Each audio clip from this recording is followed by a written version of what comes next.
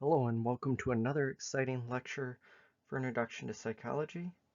This lecture will be on the biological perspectives. So we're going to break this lecture down into 9 different sections. We're going to talk about neurons with the first learning objective of identify the parts of the neuron. We're going to talk about neurotransmitters with the learning objective to identify the well-known neurotransmitters. We're going to go on from there into cognitive neuroscience, looking at being able to explain the measurement techniques used in cognitive neuroscience. Then we'll talk about genes, being able to describe the basics of genes. The nervous system, being able to differentiate between the central nervous system and the peripheral nervous system. Then we'll look at the brain as an overview, and you should be able to list the main brain structures. The cortex, being able to identify the 4 lobes of the cortex, the limbic system, being able to describe the major structures of the limbic system, and the endocrine system, being able to describe the major structures of the endocrine system. That might seem like a lot, because when we talk about the biological perspective, it is a lot. There's a lot of terms, there's a lot of structures, there's a lot of things to look at. So for this lecture, there's just going to be a lot, and it's rapidly from one thing to another.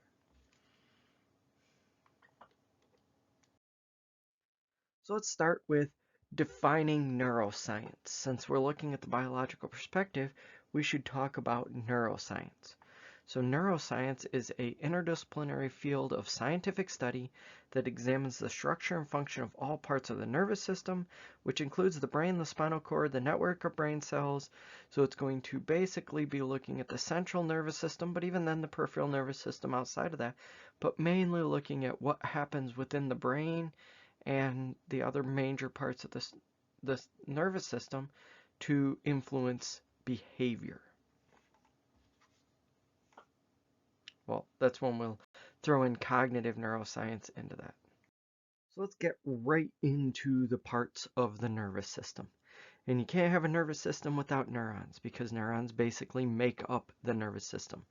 So neurons are going to be cells that basically transmit information. They transmit information throughout the brain, the spinal cord, out to from the senses into the spinal cord, from the spinal cord out to the muscles. All of that is done through neurons. You might have heard the term nerves. Nerves are bundles of neurons. So a nerve is just a whole bunch of neurons that are bundled together. Let's even start with the neuron, because now you should be able to, with this first learning objective, you should be able to identify the parts of the neuron. So we have here, the neuron is essentially, there's a bunch of different types of neurons you can deal with. We're going to just talk about the most common in here. If you're interested in more, biopsych does talk about these in more detail. But you've got the cell body here. That's the first part, the cell body, also called the soma. So the cell body, which is where all of the organelles and all of the basically the juice of the neuron is. Then off from the cell body, for this type of neuron, you have dendrites. Dendrites receive information from other neurons. So dendrites will get information in from other neurons. Then you have the axon, or the axon terminal, or we'll talk about the terminal buds in just a minute, but you've got the axon.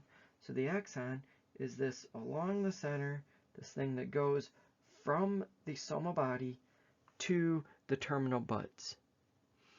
And one of the important things about the axon is it is wrapped with the myelin sheath. So the myelin sheath, it's this what you see in purple here. It's wrapped, and it's a coiled wrap around it. There's actually gaps in between here that you see. These gaps are important because without the gaps, the electrical charge that goes from the soma to the terminal buds would just die out in the axon. So the myelin sheath acts as a protective coat. We'll talk about that in just a little bit, and it speeds up transmission.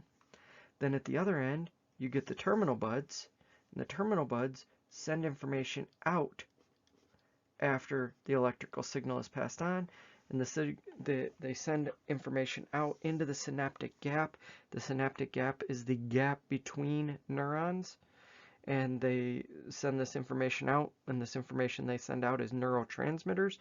They send that out into the synaptic gap, and then it binds to cells in either the other neurons, or it sends information out to the muscles, like the heart or other parts of the body. So that is the parts of the neuron. Next few slides, we'll look at those a little bit more in depth. So first, you've got that cell body. That cell body, or the soma, which is where the nucleus is, which is basically the brain of the neuron. It provides fuel for the neuron. It manufactures those neurotransmitters I was talking about, as well as other chemicals. Then you've got the dendrites. The dendrites are branches that come off from that cell body, and the dendrites are responsible for receiving signals from either other neurons or from the senses. It does say muscles here, but mainly it's the senses or other neurons, and then it passes these signals on. And what is referred to as the action potential can then occur if it receives enough signal.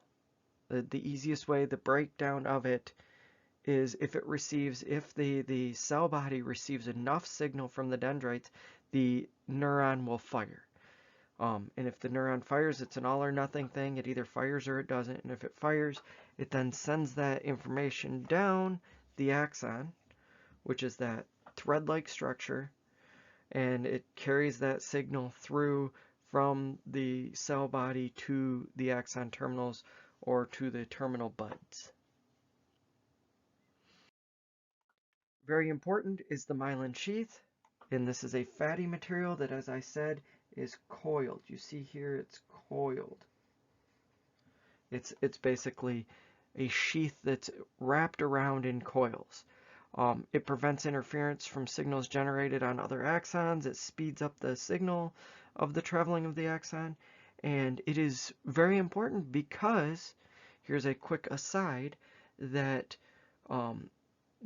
as far as brain development, our brains keep developing until we're about the age of 24 to 26. That's, neuroscientists are saying it's as late as 26 now that the brain keeps developing in a way that it is growing or getting better at what it does, as far as structural wise.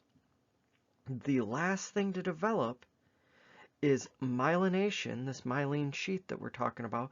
So this myelination, it's the myelination in the prefrontal cortex. And the prefrontal cortex is responsible for a bunch of things like decision making or risk taking. So that part of the brain is not even fully developed until you're to like 26. So then you start to understand why teenagers and even people into their 20s do things that might not seem that smart. And it's simply because, or at least part of it is, that the brain hasn't finished developing. Like this myelin sheath hasn't finished developing. So decision making might be poor prior to this because brain development is not completed. Then you get the terminal buttons. That's at the other end. You get those terminal buttons, which are at the end of the axon. They store neurotransmitters, and then they release neurotransmitters into the synaptic gap that you see here. Do I have room? Let's see. Yeah, I've got room. So the synapse, the synaptic gap, that's what's in here. The terminal button is what you see up above here. These in the blue bulbs is stored neurotransmitters. When they reach the end, after an action potential occurs, after the neuron fires its electrical charge going this way, they release into the synaptic gap, and then they will bind to cells on the postsynaptic neuron. So the terminal buttons are the presynaptic neuron. The postsynaptic neuron will be the dendrites of the next neuron. If it's attached to dendrites, sometimes it's not, but if it's attached to dendrites, and these neurotransmitters will bind to the postsynaptic neuron, which basically open up ion channels, way beyond the scope of this class. If you take biopsych, you'll get into it more, but it opens up channels where it allows the polarity of the the next cell to change, which allows the next neuron to fire.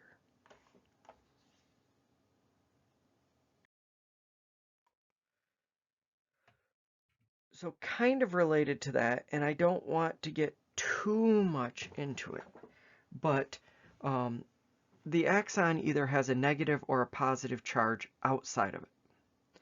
When those neurotransmitters are released into the synaptic gap and they bind to cells in the postsynaptic neuron, what they do is they will change the charge of the neuron.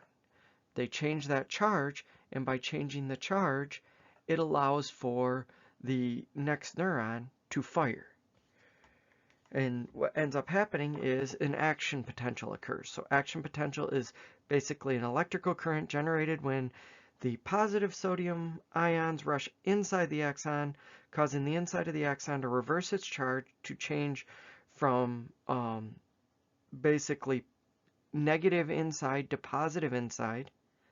And the outside changes from positive to negative, and it switches its charge, and it allows then for that neuron to fire. An electrical charge then passes down the axon to the terminal buttons, and the terminal buttons then release the neurotransmitters into the next synaptic gap, which causes the next neuron to fire, and so on and so on. You don't really have to understand this chart down here, but this is basically what is going on with it.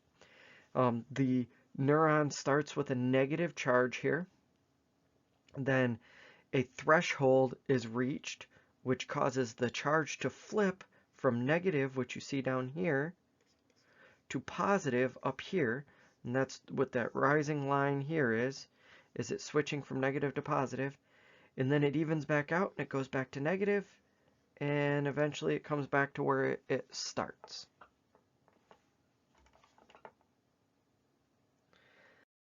So I've been talking about these neurotransmitters. So neurotransmitters are chemical messengers that basically transmit information between the one neuron and another neuron, or between a neuron and a body organ, a muscle, the heart.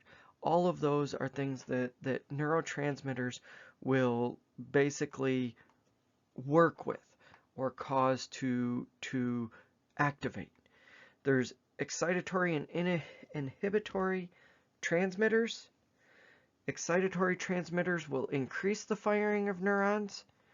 Inhibitory transmitters will decrease the firing of neurons.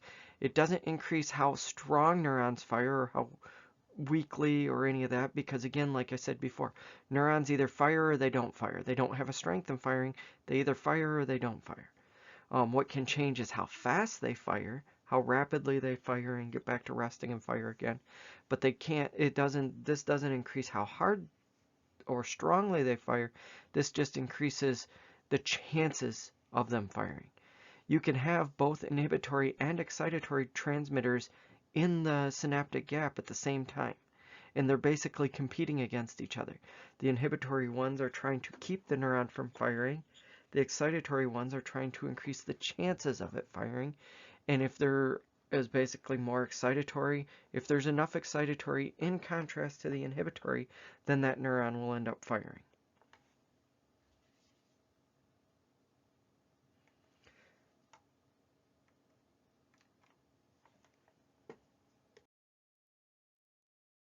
Let's get to the second learning objective, which is to identify the well-known neurotransmitters. I'm not going to go into too much detail on each of these. Again, if you're interested in more, this is what you would cover more in biopsych. So the neurotransmitters here, you got acetylcholine, which is basically involved with thought, learning, memory. You got dopamine, which is more along the lines of pleasure and addiction. You've got glutamate. Glutamate is basically the most common brain neurotransmitter, and it's involved in learning and memory, development, the creation of new nerve contacts. So as neurons basically contact new ones and we make connections, that's how learning works in the brain, is our neurons are making connections. And the more connections you have in a specific area, the more you associate those things together, so the more learning on that specific topic. Glutamate's mostly responsible for that. We've got norepinephrine, which is also called noradrenaline. So when you look over here on the right side, you're going to see norepinephrine is actually noradrenaline. And this is going to be for attention, fight or flight, those types of things. Then you've got serotonins, which contribute to happiness as well as our sleep cycle. And GABA is the last one we'll look at here, even though there's a couple others on the right, which we'll talk about very briefly.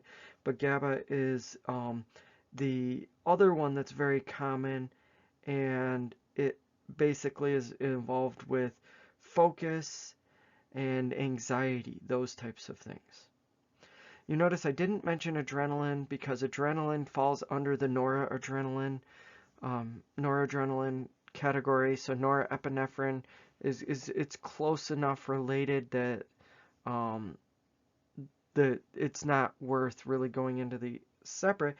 And endorphins is a large category of neurotransmitters that basically are released during exercise, excitement, and they result in euphoria, reduce pain, those type of things. So it's an entire category rather than a individual neurotransmitter. Let's already get on to learning objective 3 then. So this one is explain the measurement techniques used in cognitive neuroscience. So we talked about neuroscience already. Well, this is going to be cognitive neuroscience, looking specifically at how we study cognitive neuroscience.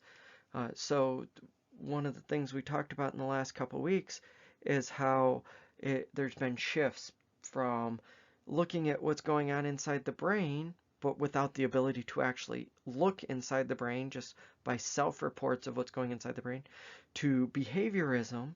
And behaviorism arose because we couldn't actually actively measure what was going on in the brain except through self-report. So, and then out of that, we've shifted back towards cognitive, specifically cognitive neuroscience. Why? Because we can now actually measure what's inside the brain. We can measure it with brain scans. So this is a technique that looks through the skull to take a picture of the brain. There's different types. There's some that don't look through the skull, that just measure electrical activity on the brain, things like that. But the basics is that we can now see what's going on in the brain, even if we can't fully see. So we're not cutting people's brains open and looking what's going on here, but we can look at where blood is flowing in the brain, where electrical activity is occurring in the brain, those types of things, which allows us to get a better understanding of what's going on in the brain when certain behaviors or thoughts are going on. So this allows us to now get back to those early roots of trying to figure out what's going on in the brain. So MRIs is an early popular one. This is magnetic resonance imagery.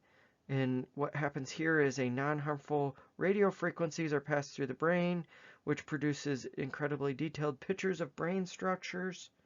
So a structural MRI is just going to give you the brain structure. It's not giving you anything else. So this is where you'd be able to tell if there's tumors, or if one region is enlarged, or one region is not enlarged. However, an MRI is not going to give detailed information of what's going on when we're thinking about things or when we're performing certain behaviors. That's what we would use an fMRI for. So an fMRI, functional magnetic resonance imaging, measures actually blood flow, and through that you can tell what neurons are functioning during cognitive tasks. That's what you see over here on the right. And you can actually see what regions are activating, because that's the regions where increased blood flow is occurring. Blood flow is constantly going through every part of the brain, so that's one of the things that people actually get wrong with fMRIs. They look at it and say, well, okay, these red regions that you see, that's where blood is flowing. No, blood is flowing everywhere. What those red regions are actually measuring is change or increase in blood flow. So in those regions, blood flow is occurring more or at a greater rate than it was prior to that when you were at resting state. The final one is PET scans. So PET scans or positron emission tomography, and there's more than this, but this is the final one, the ones that actually map out the brain or do an image of the brain. A slightly radioactive solution is injected into the blood, then you measure the amount of radiation absorbed by neurons. Neurons that are firing more will absorb more. So you can basically measure which parts of the brain are being more active through this. And it's not something that's harmful, at least in low doses. If you did it too much, then it could become harmful, but in low doses, it's not harmful. But you start to see here, like on the left, where you've got a control subject, then you've got an Alzheimer's patient, a football player, and military personnel, looking at what parts of the brain are activating and what parts of the brain have issues or possibly even damage because of it. Another type of imaging that we do that isn't directly imaging the brain is EEG. So this is the one where electroencephalograph. I can say it. Yes, I can. And basically, in this case, electrodes are placed on the brain, or on the scalp, sorry. You can't place them directly on the brain. Electrodes are placed on the scalp, and they measure the electrical voltage that occurs in those areas of the scalp. So really, one of the issues with this is that it can only measure surface activity. It can't measure what's going on deep in the brain. It's only measuring what's going on the surface of the brain. But it's much more accurate and time sensitive than those other types of brain imaging we've been looking at. Because if you're looking at blood flow, it might just take a little bit longer, so you've got a bit of a delay. Whereas if you're looking at just electrical activity, that's the instantaneous electrical activity that is occurring when a certain thing is being thought about or a certain behavior. It's also way less invasive. You don't have to be put inside a machine that's measuring it, so you can connect these to the brain and actually perform behaviors that involve movement. Whereas the other ones involve you to remain still for the most part. You could be moving your arms and your legs, but you can't be moving your head. With this, you can be moving your head, your body, all of this, so you can have it connected to it. This is also one of the ways, we'll talk about sleep later in the semester, but where what stage of sleep you're in is measured. So if you ever go in for a sleep study, they connect a whole bunch of electrodes to you in different parts of your body, including on your brain, and the ones on your scalp are there to measure what stage of sleep you're in, to measure if you're asleep, if you're awake, and what stage of sleep you're in. But we'll talk about that more when we talk about sleep later. Next thing we'll talk about is genes and genetics. So, as far as the precursor to genes goes, before we get to actual genes and the basics of it, want to talk about the precursors of biology when it comes to genes. So we've got genetic information. Our brain and our body develop according to these complex chemical instructions that are written into the human cells. And how is that made up of? Well, during fertilization, when the basically when the sperm meets the ovum and a zygote is formed. A zygote is I'll even bring that up. A zygote is a cell that results when an egg is fertilized. Prior to that, there's 23 chromosomes in the father's sperm, and there's 23 chromosomes in the mother's egg. Humans are made up of 23 pairs of chromosomes. But prior to it, in the sex cells, like the sperm and the egg, there's 23 individual chromosomes in each. When fertilization occurs, those 23 individual sets of chromosomes pair together to become 46 chromosomes, or 23 pairs. But what are chromosomes? Chromosomes are rod-like structures that contain within them DNA, tightly coiled strands of DNA. And DNA is that genetic information. That genetic information that makes up our development, that makes up who we are, how we do many of the things we do, is made up of or controlled by DNA. And again, DNA is on chromosomes. We'll talk just a minute on the next slide about genes, but genes are basically pieces of the chromosomes or pieces of the DNA.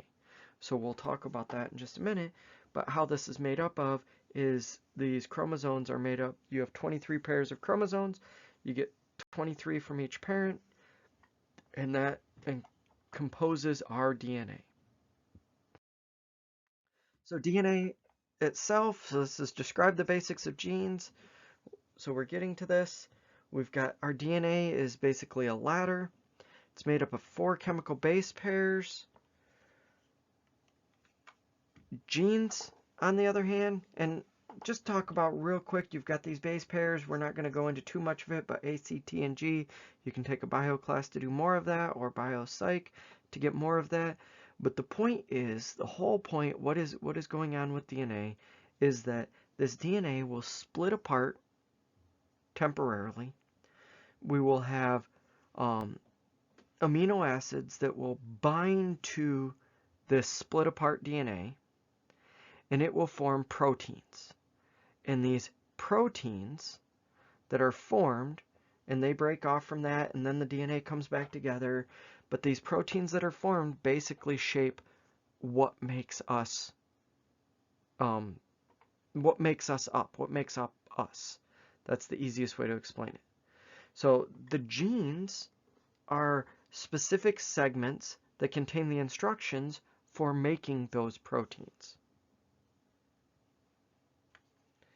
And as I already said, proteins are those chemical building blocks from which all the parts of the brain, body, all of that is constructed. So proteins make us up. Genes are the instructions for making the proteins, and genes are segments of DNA. So if you want to talk about the basics of genes, they are segments of DNA. Now, when you are born, when that sperm meets the ovum and you get a zygote, the resulting fusion of those 23 pairs of chromosomes results in you will get specific genes. You will get some genes from your mother, you will get some genes from your father, you will get some genes that are actually a combination of the two, and you will get some genes due to things like mutations that are from neither your mother or your father. In these genes, you will come in, or basically for all of the different things that make us who we are, things that do commands for proteins. For all the different proteins, for all the different commands to make up our brain and our body, you'll have different genes. And when you're talking about genes, there is specific what are called, and I don't think I'm going to talk about these in the next slide, so we'll talk about alleles here. You have specific alleles. These are specific genes to you. Now, you're going to have an allele for a gene, or an allele for a specific, let's say, behavior or characteristic. Let's say you've got an allele that's for just one gene, it has an allele for how tall you're going to be. Now there are many different genes that dictate how tall you are, but let's say there's only one gene that dictates how tall you are. You will have an allele for height, and you will get an allele basically from your mother, you'll get an allele from your father, and we'll talk about on the next slide how you can have, it can be if one's dominant, one's recessive, all of that. We'll get to that on the next slide. I don't want to confuse you too much here. But the point is whatever is expressed is what your results will be. And different people will have different alleles, will have different genes that are giving those instructions. And that's what we'll get to when we talk about evolution, and how all evolution is based on is this right here, and allele or gene frequencies, how they will increase or decrease in frequency in a population. Let's get to that dominant and recessive though. So you've got those genes. I've been using the term alleles, and that's what you'll see over here on the right where it says alleles. But you've got these genes. A dominant gene, it doesn't matter if it's paired with itself or a recessive gene, a dominant gene will become the expressed trait if you have it. So let's say you've got we're talking about height, and again, it's not, there's not a single gene that influences height, but let's say there was. You've got a dominant gene for being 5'10", and you've got a recessive gene for being 5'6". That dominant gene, the 5'10", is what will be expressed. Now, we're again ignoring environment here, which has factors on height as well, and we're ignoring the fact that this is polygenetic, meaning that more than one gene influences it. We're just saying in the case of one gene, if you had a gene for 5'10" to be 5'10" and a gene for 5'6", and the gene for 5'10" was dominant, then you'd be 5'10". However, if you've got a recessive gene and it's paired with another recessive gene, then the recessive gene will be what is expressed. So if you've got both recessive genes for 5'6", then you'll be 5'6" yourself. There's also special cases which are referred to as incomplete dominance. Incomplete dominance is when you mix the traits from both parents. Incomplete dominance is relatively rare when it comes to genetics. It does occur, but usually you've got this dominant or recessive. You don't have this incomplete. Incomplete is where you mix the two. So if you had a gene from one parent to be 5'10" and another to be 5'6", and incomplete dominance occurred, you'd be 5'8", or roughly in between, somewhere in between, because it's an incomplete dominance that occurs. And this is where you see on the right where, let's say it was a single gene to have blue eyes, and both of your parents have brown eyes, but they have the recessive gene for blue eyes.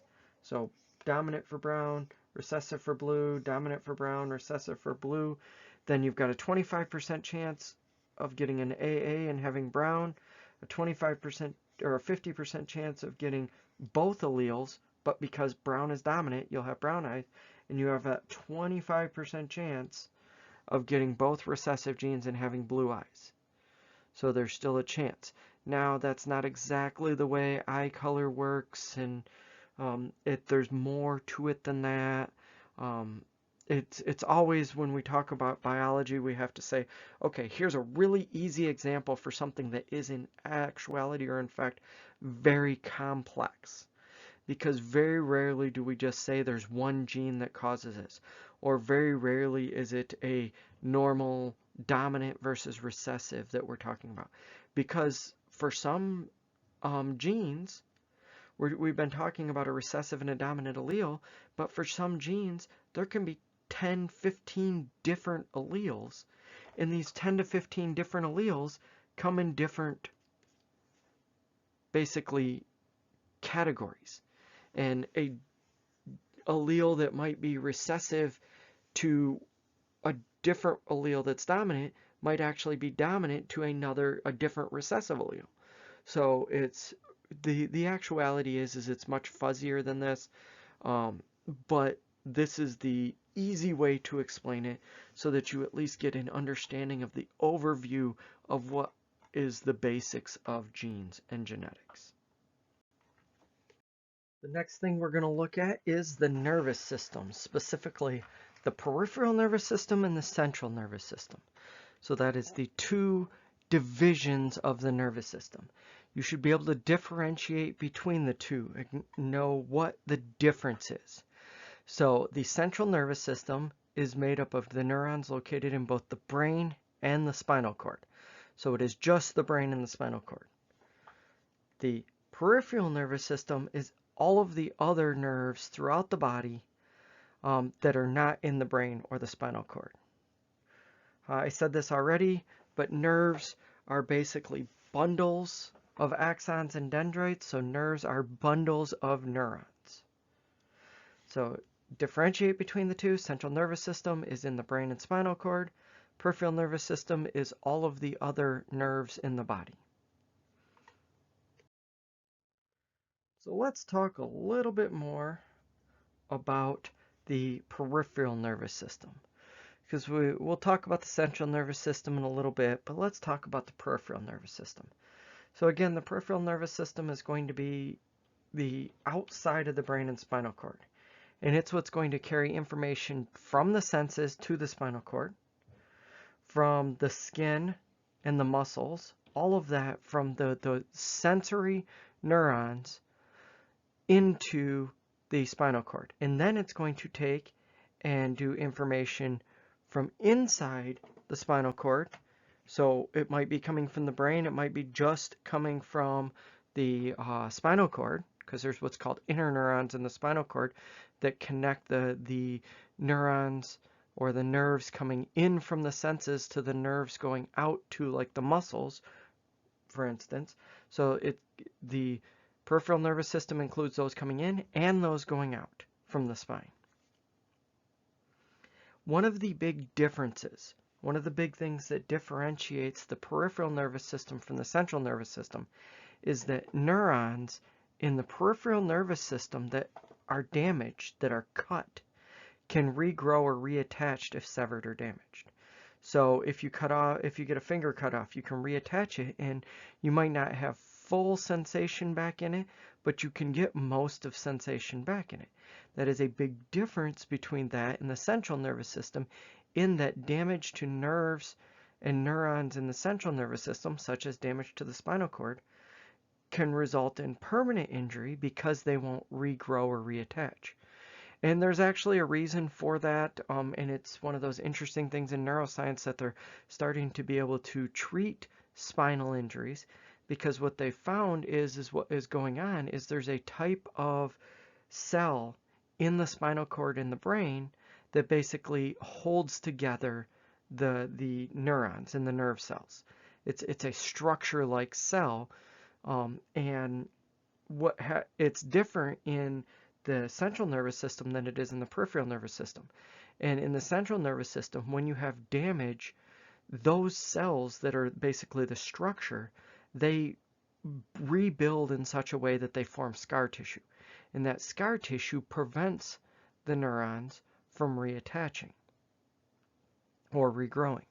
So what they've been finding is ways that they can reduce those cells turning into scar tissue, or remove that scar tissue, and it's actually allowing the neurons and the nerves to regrow and reattach.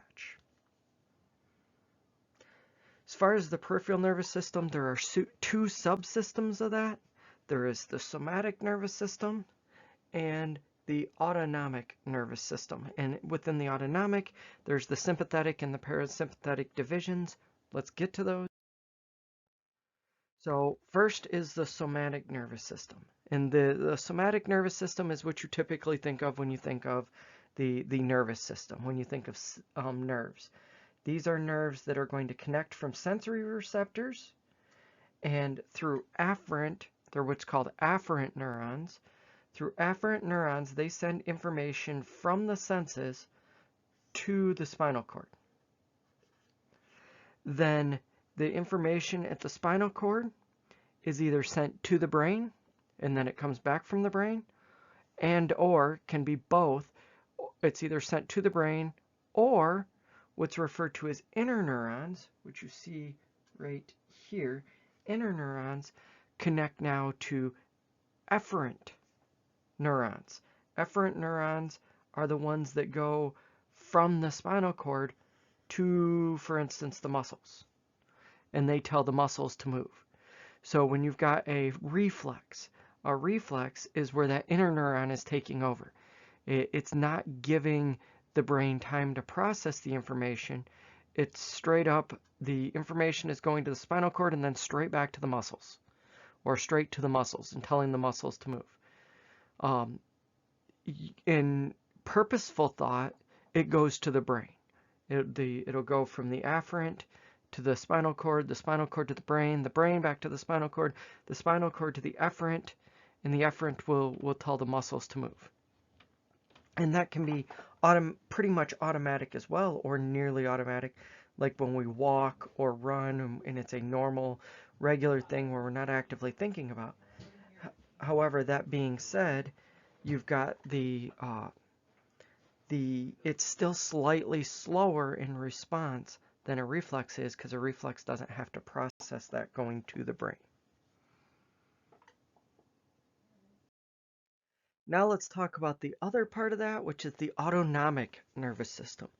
The autonomic nervous system, as you can tell by the name, it automatically regulates the various different parts of the internal organs.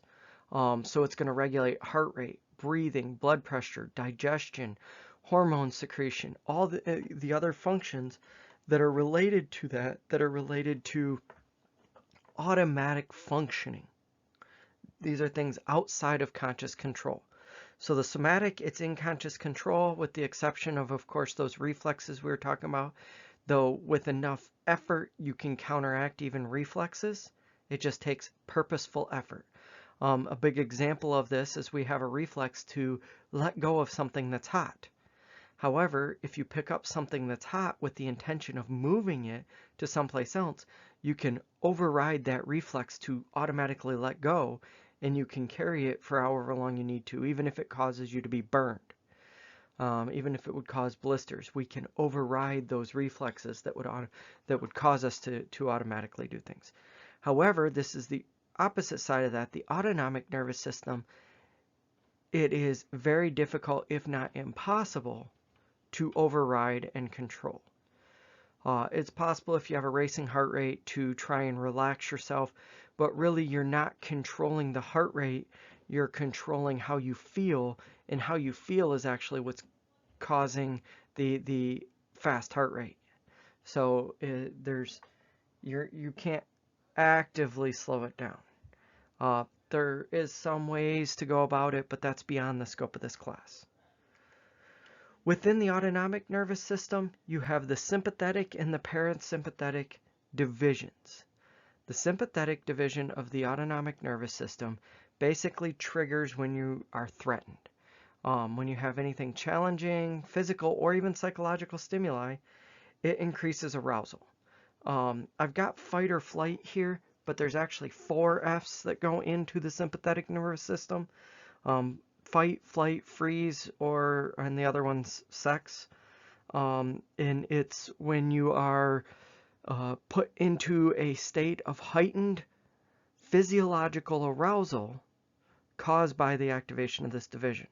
So your heart rate will increase, your blood pressure will increase if that's what it needs to do, your breathing will increase, your digestion will shut down, your hormones will be secreted in such a way to regulate that heightened arousal state. And this can be physiological arousal, it can be cognitive arousal, it can be ready to run away, it can be ready to fight. All of these are within this sympathetic division. So when we are under stress, the sympathetic division of the autonomic nervous system is activating.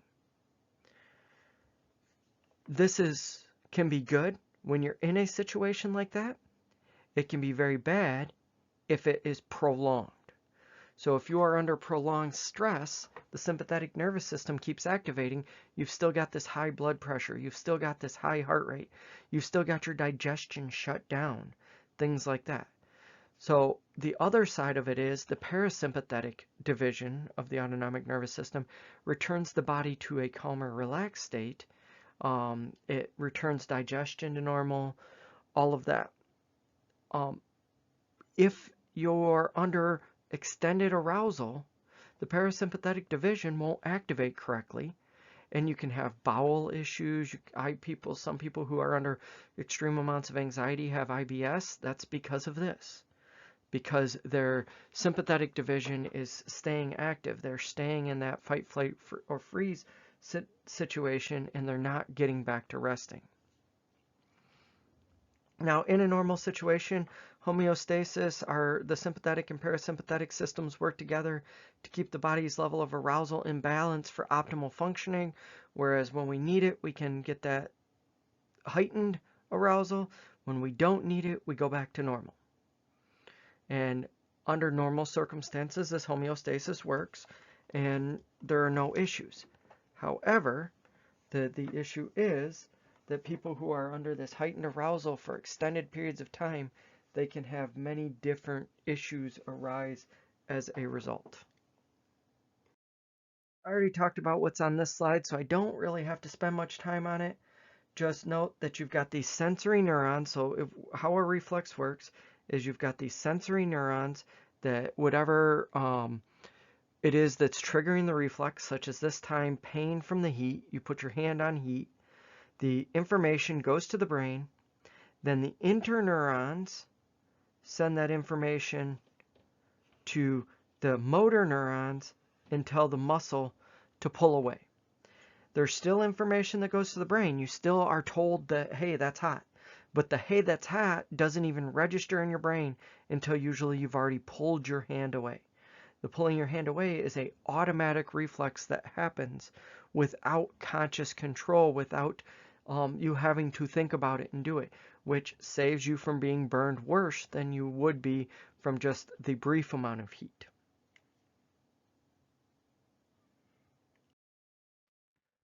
Okay, let's switch now from the peripheral nervous system to the central nervous system. If you'll recall, the central nervous system is the brain and the spinal cord. So for this, we're going to talk about the brain first. Let's first talk about how there are three main parts of the brain. There is the forebrain, the midbrain, and the hindbrain. And evolutionarily, these actually occur in order from the bottom to the top. The hindbrain is the oldest part evolutionarily. Of course, with evolution, everything is always evolving. There's always change occurring. But when we talk about the structures themselves, the hindbrain is the oldest. This is what would be referred to as, sometimes people refer to it as like your reptile brain. But that's not accurate, but it is what you would maybe you'd understand it as that. This is the part of the brain that is responsible for more of the baser type things. When I say that, I mean the functioning without emotion. So a lot of the things that occur because of the hindbrain are going to be the autonomic nervous system is most of it's controlled by the hindbrain. So heart and blood pressure and all that are controlled by that. But then you even get the senses go through the hindbrain and then into the other parts of the brain. So they're processed there. Then you've got the midbrain, which is newer, and finally the forebrain, which is the newest. In evolutionary terms, it's still millions of years old. Most of the structures are anyway. So the learning objective here is to list the main brain structures. These are the three main brain regions, major parts of the brain. You're going to see in the upcoming slides more specific parts of the brain when we look at these divisions individually. So let's start with that forebrain, because this is the most important for psychology. Those other parts, they're still important. The midbrain is really important in a lot of things. The hindbrain is a little bit less important when it comes to psychology, though it's still important. But the forebrain is the really big, important part of the brain for psychology, because a lot of the way we think and behave is due to the forebrain. The forebrain is the largest part of the brain. It does have right and left hemispheres. Now, you might have heard in the past that the right hemisphere is more analytical and the left hemisphere is more artistic or creative. What's been found in modern research is that that's not necessarily the case. I say not necessarily is not because it's not that it's not straight up the case. It's more of both brain hemispheres do both of those things. And sometimes in people it's opposite on which one, but if we wanted to talk slightly more analytical in the right hemisphere and slightly more creative in the left hemisphere, we could find evidence for that. But that old adage that your right side of your brain is very analytical and the left side's very creative, that's not true. It's slight bits, and it isn't true for everyone. But what's the big part about this, the forebrain? These hemispheres, it's responsible for just about everything when we talk about psychology. It's responsible for learning and memory, speaking and language, emotional responses, sensations, even involuntary pain movements, but definitely things like planning, decision making, risk taking. All of these are done in the forebrain. So just about everything we discuss in this class, it's either in the forebrain and another part of the brain, or it's in the forebrain only where that occurs. Within the forebrain, there is the cortex, and within the cortex, there are 4 lobes of the cortex. So these 4 lobes, which you see here, we're going to look at those in the next few slides. So we're going to look at each of them in detail. But you've got the occipital lobe in the back. This way is the front. So the occipital lobe's in the back. The parietal lobe's above that. The temporal lobe is about on your temples, and the frontal lobe is the front and the top of your head. Let's look at each of those individually because each of these are important to psychology. But you should be able to identify these 4 lobes and the basics of what occurs in each of these 4 lobes. I'm not going to ask too specific questions, but you should be able to at least identify these 4 lobes and the basics of what occurs in each. Let's start with the frontal lobe because this is by far the most important when it comes to psychology. So we'll start with the most important. So again, this is located in the front and the top. The frontal lobe is involved in basically almost all of our higher cognitive functioning things. So our personality is all originated in that. Our emotions originate in that. Even our motor behavior originates in that. So voluntary motor behaviors, interpreting and performing emotional behaviors, behaving normally in social situations, maintaining a healthy personality, executive functioning. So executive functions is basically our control functions. So things like attention is in the prefrontal cortex, planning, organizing, making decisions, self-control. So I talked about that when I was talking about the neurons earlier.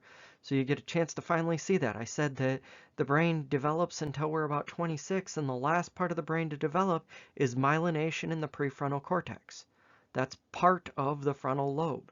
The prefrontal cortex is a part of the frontal lobe. It is a piece of it.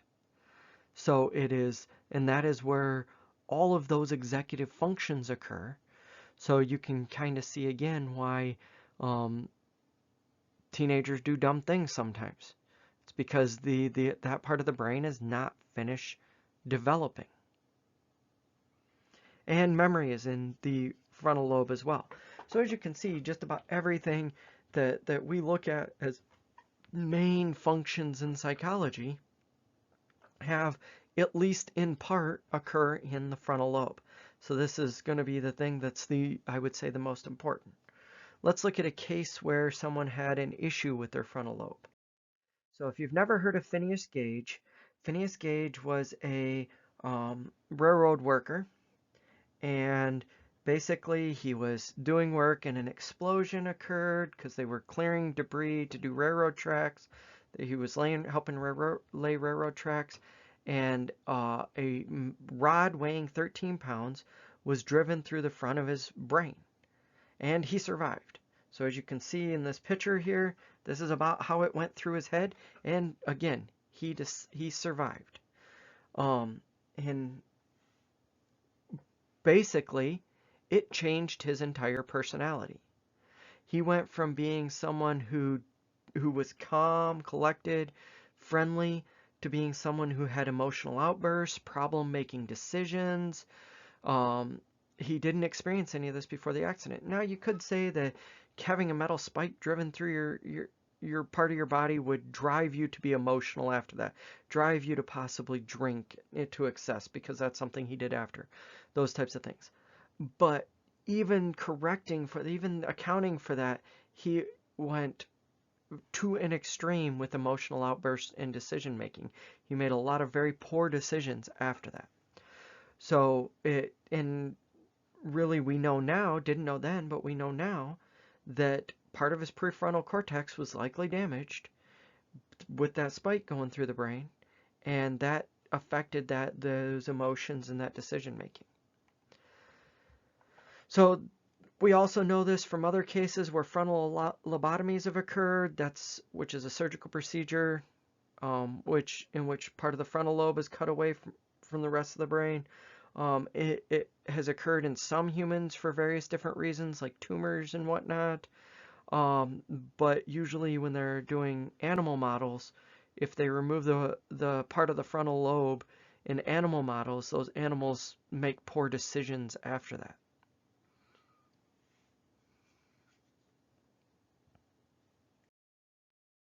The next lobe is the parietal lobe, and this is the one on the top and back. And this is where our somatosensory cortex is. So the somatosensory cortex is basically the part of the brain involved in sensation and perception. So we'll talk about sensation and perception coming up next week. And in sensation and perception, you're going to look at things like how in this part of the brain the senses integration occurs, sensory integration occurs. So how when you hear something, you can know where to look when you hear something. Or if you feel something, and see it at the same time, you know you're feeling and seeing the same thing. That type of thing. So sensory integration occurs here. Most of the senses actually start outside of the parietal lobe, and then the information moves to the parietal lobe from the temporal lobe and the occipital lobe to where this integration occurs. Also in the parietal lobe is language abilities.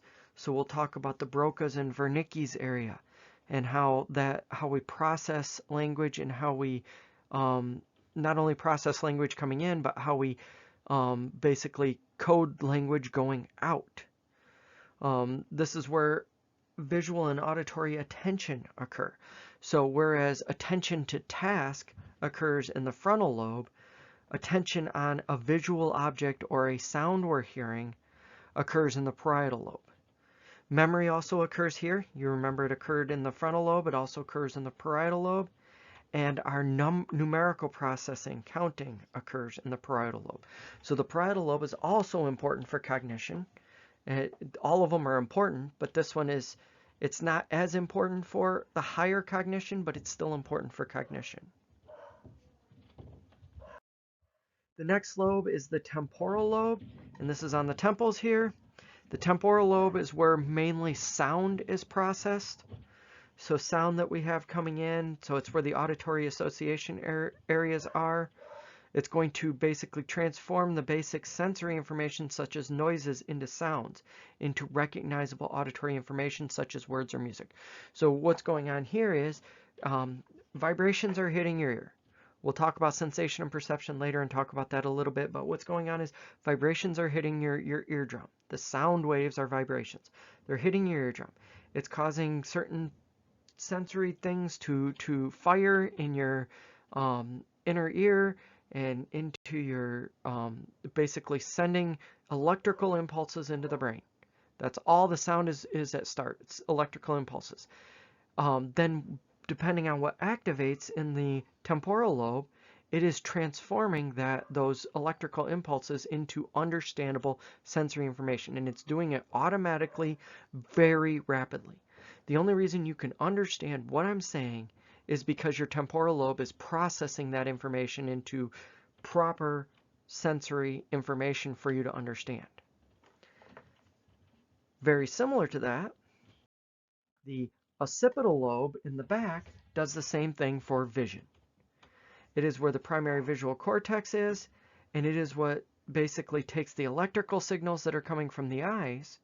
So light waves hit the eyes, cause electrical signals to fire, cause different sensory neurons to fire. We've got those electrical signals from the receptors going in, and the occipital lobe is transforming those electrical signals from just that meaningless basic visual sensation into actual images. So the only reason you can see what's on the slides right now and understand it. So you could see it with just the sensory neurons. But the only reason you can turn it into images and understand it is because of the visual cortex. So you've got the primary visual cortex there, and then beyond that, in the occipital lobe, you've got the secondary visual cortex, or the what's the term? It just slipped my mind, but the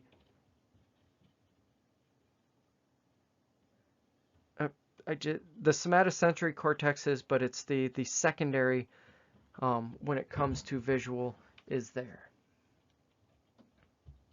Okay, let's look at some issues with vision. One of them is what's called visual agnosia. So visual agnosia, here is where people have damage to their occipital lobe. And what will result is individual will fail to recognize objects, people, colors. It depends on what the damage is, which part of the brain is damaged, but they can see and describe pieces or parts, so it's not like they're not seeing it. If they're shown this image that you see on the left, they're shown the image of the horse, and they're asked to describe what they see, they might be able to describe these parts, the different parts here, there, and everywhere, but they cannot tell you what they're seeing as a horse, because the part of their brain responsible for integrating that information into a whole is damaged. So they can't process the horse part. So then you ask them to copy it over, and it looks like this because they're copying those pieces. They copied that eye that I pointed at, that nose that I pointed at, the mane, the legs, the tail. They copied all of those pieces. But again, they're not making a consistent whole because their brain doesn't process as a whole. It only processes pieces. And typically when you get like strokes or other people who have traumatic brain injuries, this is one of the things that can occur. Another deficit of the occipital lobe is what's referred to as neglect syndrome. So this is when one half of the occipital lobe gets damaged. Again, with a stroke or anything like that, where they don't process, and it might not just be the occipital lobe, it can be an entire lobe of the half of the brain can be damaged. But what they do when this is the case is they don't process information in half of the world, essentially. So if they're given this picture to draw, this clock, they only draw this because their brain, even though their eyes are taking in everything, their eyes it's coming into their senses, that information is coming in on both sides. It's only getting processed on one side though. So, and they may even only dress on one side. They may even deny that the opposite body parts are theirs because they're only processing with half of what's going on. Sometimes you see this with people who have their corpus callosum cut. We'll talk about that in a minute, but the corpus callosum is down the middle connector in the brain that connects the two halves of the brain. And if that gets cut, the brain can't communicate, each side can't communicate with the other. So they may lose acknowledgement of what's going on the other side of their brain. They may only be working with the one half of their brain, and because of that, they may only be processing one half of the world. So right to that, next slide it even is on. So that's the corpus callosum. This is that connective tissue right down the middle that connects the left and the right. It is a bundle of neurons connecting the two hemispheres that basically send information back and forth between the two. In a normal individual, all of the information that's processing on one side of the brain is going to get transferred to the other side of the brain, and both parts of the brain work in tandem. In an individual who has that corpus callosum cut, um, information presented that's only presented to one of the two hemispheres cannot be or is not acknowledged by patients that are cognitively working with the other hemisphere. They can point at it with their left hand. Let's say the corpus callosum's cut, and the left side of their brain, because our brain is contralateral, meaning our left side of our brain controls the right side of our body, and the right side of our brain controls the left side of our body.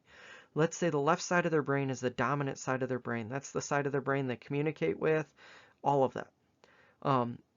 So in that, they're not going to have, if corpus callosum's cut, they're not going to have control of the left side of their body, only the right side of their body. They may still have some control of it, but they don't have full control because the brain isn't communicating with each side. If you put something on the left side of their body and ask them about it, they can't verbally acknowledge it because the left side of their brain that's active, that's basically in charge, can't acknowledge what's there. However, if you ask them to move their left hand or point at whatever it is with their left hand, they can do it because the right side of their brain that controls the left side of their body is still active. Even if it's not controlling the vocal, it's still active. It is still has control of the left side of the body.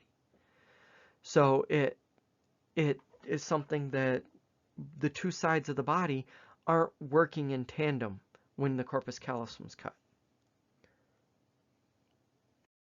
What's on this slide I basically already said. So there is some specialization that comes with verbal, mathematical, and analytical ability to recognize the self. They're superior in actually the left hemisphere, so I got it wrong earlier when I said the right. So the left hemisphere is more analytical. Nonverbal, holistic integrative tasks, artistic creativity, ability to recognize others is more superior in the right hemisphere. However, the notion of right-brained or left-brained is very exaggerated because corpus callosum is working in such a way that it's sending that information back and forth between the two at such a rapid rate that they're integrated. I do show this picture because which way is the person spinning? Are they spinning like A or are they spinning like B? The point is some people will see it as A, some people will see it as B. You might see it as one and then it switches to the other. Or you might see it as the other and then it switches to the one. And it can switch back and forth. Some people will never see a different one other than the one they see initially. Some people, it depends on when you started looking at it. There's a lot going on here, but it's just one of those we'll get to in a minute on optical illusions, just as illusions of our brain. But the belief here is that depending on what side of your brain is more dominant, depends on which way you will see it spinning. I personally see A almost always. I can see B. I can make myself see B, but I see A almost always.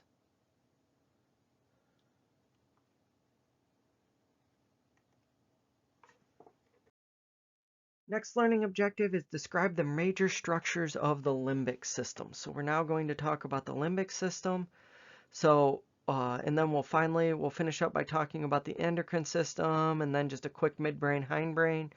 But looking at the limbic system, so the limbic system is a group of interconnected structures that make up the core of the forebrain. So we're still talking about the forebrain. But now we're talking about the core of the forebrain.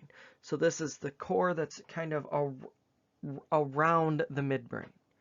And this is involved with basically our motivational behaviors that motivate us to meet our basic needs, like food, drink, sex, these types of things. It's also involved in a lot of our emotional behaviors, such as fear, anger, aggression, and it's involved with storing memories, especially when we look at this, but memories in general, but memories that involve emotion are even stronger stored due to this. The structures in this region are the hypothalamus, the thalamus, the amygdala, and the hippocampus. Let's look at each of those individually. Let's start with the hypothalamus. So the hypothalamus is basically our regulatory organ that regulates hormones. We have the pituitary gland, which I don't think I'm going to talk about here. Actually, I think I'll talk about the pituitary gland. Yeah, we'll talk about the pituitary gland when we get to the endocrine system. So the pituitary gland is considered the master gland when it comes to hormones. However, the hypothalamus controls the pituitary gland. So this is responsible for secretion of hormones and basically controlling the pituitary gland. It regulates our motivational behaviors. So those base motivational behaviors like eating, drinking, sexual response, emotional behaviors such as arousing the body when fighting or fleeing. So when we're talking about the sympathetic division of the nervous system, we're talking about the hypothalamus is what's regulating that. Then we have the amygdala. So the amygdala receives input from all of our senses and very rapidly evaluates what's going on in our environment around us. It evaluates emotions from others. It evaluates the information coming in from the senses and analyzes for fear, distress, or threat. So the amygdala is the thing that is responsible for fear. When you have a fear effect, it's the amygdala activating. The amygdala picked up something from the senses, because again, all the senses go through it. It picked up something from the senses that it perceived as a threat, whether it's a facial expression on someone else or a rapid movement in the grass next to us that's a snake. Even if it isn't a snake, it's interpreted as a snake. Those types of things cause immediate fear responses. Well, anytime we're under distress or threat, it's the amygdala working as well. So we talked about the hypothalamus already. The thalamus also gathers and processes information from the senses. So the amygdala gathered and processed information from the senses, but mainly for fear. The thalamus gathers this information and then does some initial processing, and then it chooses where to send that sensory information in the cortex. Does it need to send the sensory information to a part of the brain that's responsible for higher cognition and thinking about it? Does it need to send it to a part of the brain that's integrating it? Does it need to send it to another part of the brain that gets us responding to possibly like a ball flying at our head and we respond by catching it?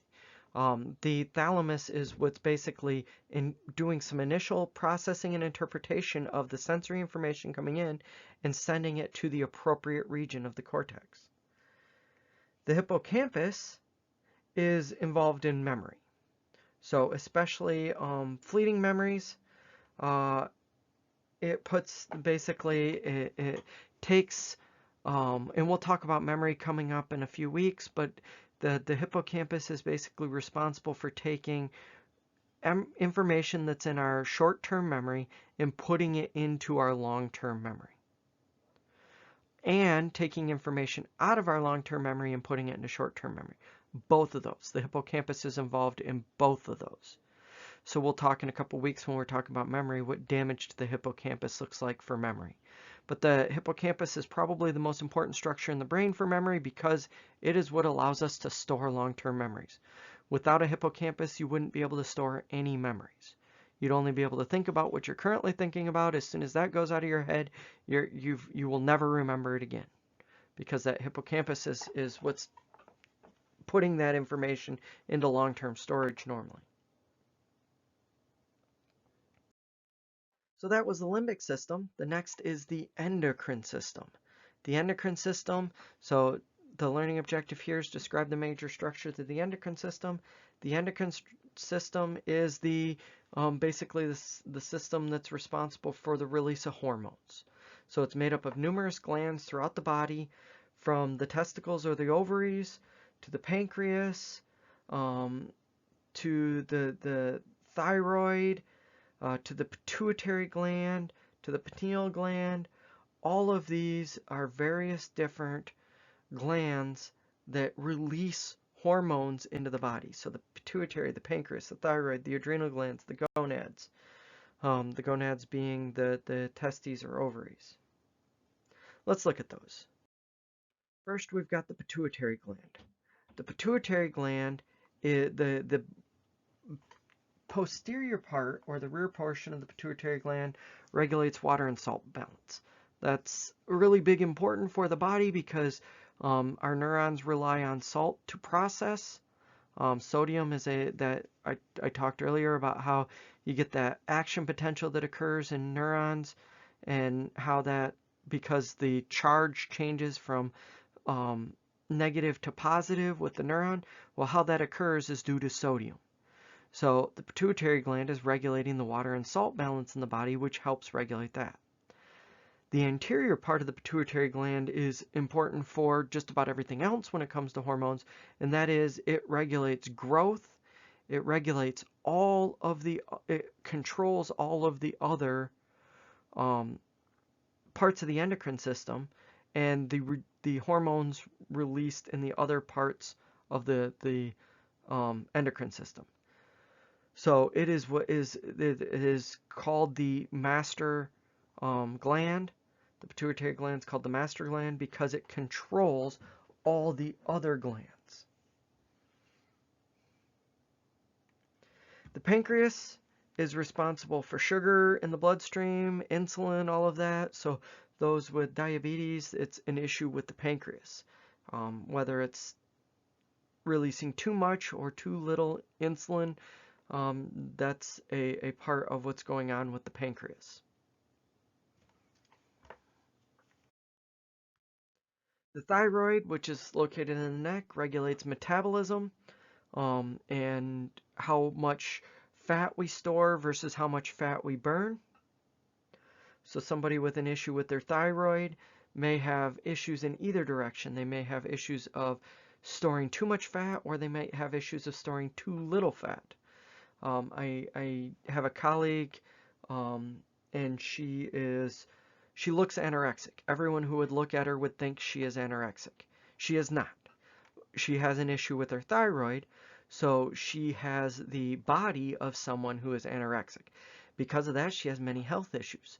She has to eat way more than anybody else just to get her body to keep up with and not go into organ failure, because her body is not turning what it's intaking into fat at the rate it should. You also have the adrenal glands, the adrenal cortex, and the adrenal medulla. These basically, again, the inside one, the adrenal cortex, regulates sugar and salt again. It's, again, another thing that's regulating some of the same things. The adrenal medulla is releasing epinephrine and norepinephrine. Those are the things we talked about with neurotransmitters earlier. Basically, those are the things that are getting the body ready for stress. So that parasympathetic division, the adrenal gland, the adrenal medulla, has a lot to do with that, or the sympathetic, not the parasympathetic, because it is releasing epinephrine and norepinephrine into the body, which is causing arousal.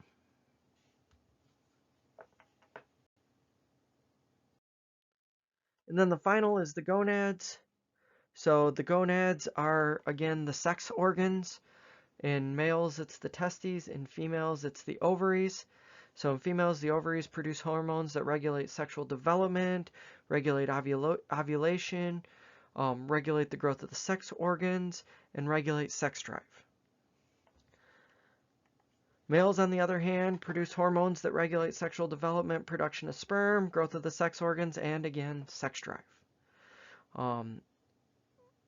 It's the male's testes are more related to sex drive than the ovaries are in women, because a large portion of sex drive comes from testosterone, and the ovaries do not produce or release testosterone, whereas the testes do produce and release testosterone.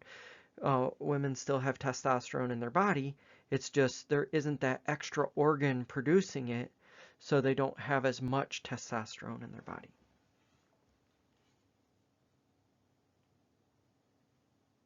That is the endocrine system. Next, we're briefly going to talk about the midbrain and the hindbrain. And I said these are those parts of the brain that are earlier developmental-wise or earlier evolutionary-wise. So the midbrain is the pleasure center of the brain, stimulated by the things that cause basic pleasure, such as food, sex, money, even music, looking at attractive faces, drugs. These are the different types of things that can be that can occur in the midbrain. It also has areas for visual and auditory reflexes. So whereas I said the interneurons in the spinal cord will cause us to have physical reflexes, when you have your visual or auditory reflexes in the midbrain is where that information is going before it even has a chance to get processed. So if you've got something flying at your face, the midbrain will cause a reflex for you to duck out of the way. Or if you hear something very close, the midbrain will help you move out of the way of whatever it is you hear coming towards you before you have time to cognitively process it. It also contains the reticular formation, which arouses the forebrain so that it's ready to process information from the senses. So again, it works closely integratedly with the forebrain. Then the hindbrain. So the hindbrain is in the back, and the hindbrain is going to have the pons, which is basically as a bridge that interconnects messages between the spinal cord and the brain. And again, if you'll recall earlier, I said the hindbrain is like the reptile brain. It's that earliest part. Evolutionary-wise, it's no higher functioning occurs here. It's more of just rapid processing. So it interconnects the brain and the spinal cord. So all of the information coming from the senses go through the pons. It's the medulla that's located on top of the spinal cord includes cells that are responsible for reflexes, respiration, heart rate, blood pressure, all of those things that are, again, autonomic. And then the cerebellum, it's located in the very back underneath the brain, is involved in coordinating motor movements, but not in initiating voluntary movements. So the cerebellum is for involuntary muscle movements, motor movements. So if you're walking, when you're not thinking about walking, the cerebellum is what's basically controlling your walking. When you're running and you're not thinking about, okay, I'm going to turn my heel just right to land on the ground, and then I'm going to flex the muscle just right so that I move my leg forward and then push off just so. All of that is processed in the cerebellum as an automatic process, not as a voluntary process. Okay, that is a whole bunch of information, way too much information. But we started by talking about the neurons and nerves. You should now be able to identify the parts of the neuron. We talked about neurotransmitters. You should be able to identify the well-known neurotransmitters. Then we talked about cognitive neuroscience. You should be able to explain the measurement techniques used in cognitive neuroscience. We talked about genes. You should now be able to describe the basics of genes. And when we talk about alleles and dominant and recessive, things like that. We talked about the nervous system. You should be able to differentiate between the central and the peripheral nervous system. Then we got into the central nervous system and the brain, and you should be able to list the main brain structures as well as identify the four lobes of the cortex, describe the major structures of the limbic system, and describe the major structures of the endocrine system, and finally finishing up know a little bit about the basics of the midbrain and the hindbrain. Thanks, come on back.